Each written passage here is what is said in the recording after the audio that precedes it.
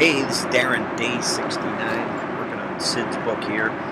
Since he recommended for the exercise to watch those two movies and I didn't have the ability to get those movies, I will once I get back home, but I decided to continue my reading anyway to make progress. And two great things came out of study today.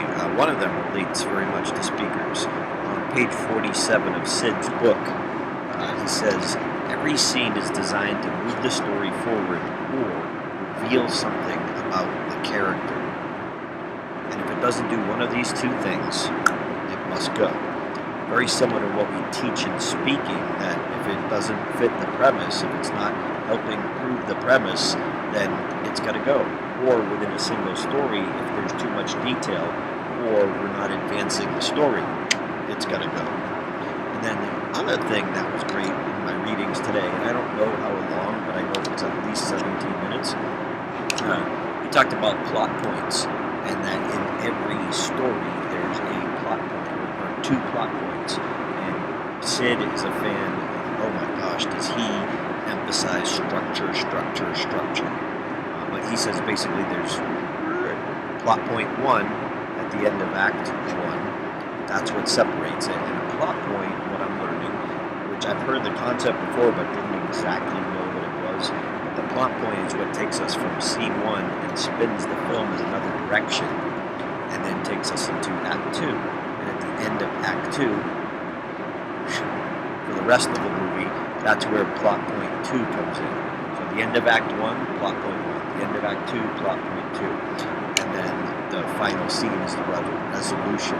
So the first part sets up the story, then we have the confrontation is Act 2 in the middle, and then the end is the resolution. And so a couple of quick examples that he used as number one in the movie The Unmarried Woman, which I have never seen.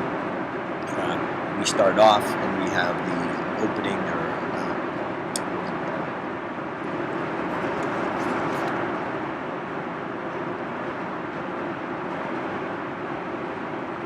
calls it Act 1, the setup, that's what he calls it, the setup.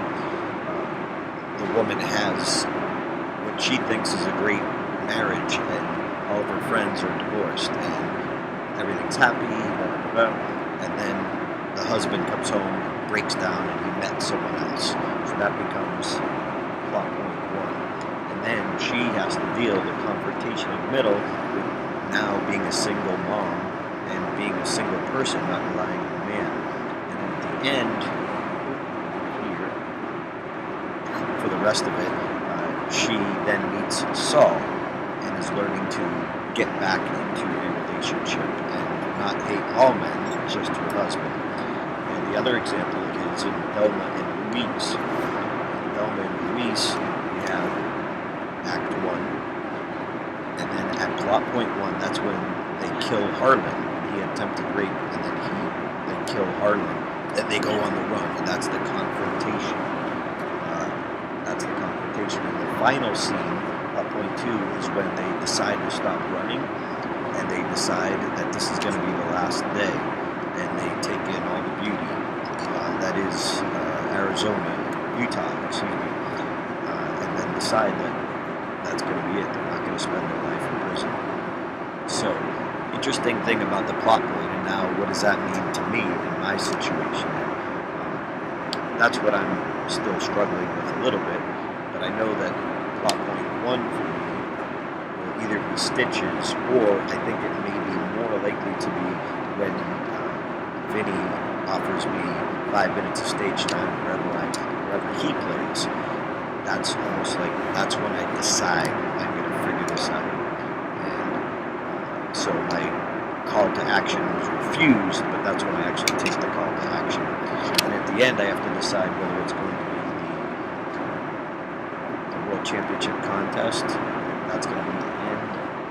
And I think it's going to be when I join the contest, right there. That's going to be the final resolution. So, but we'll see. Learning.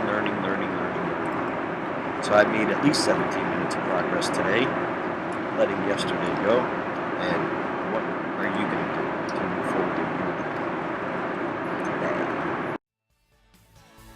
Stage time.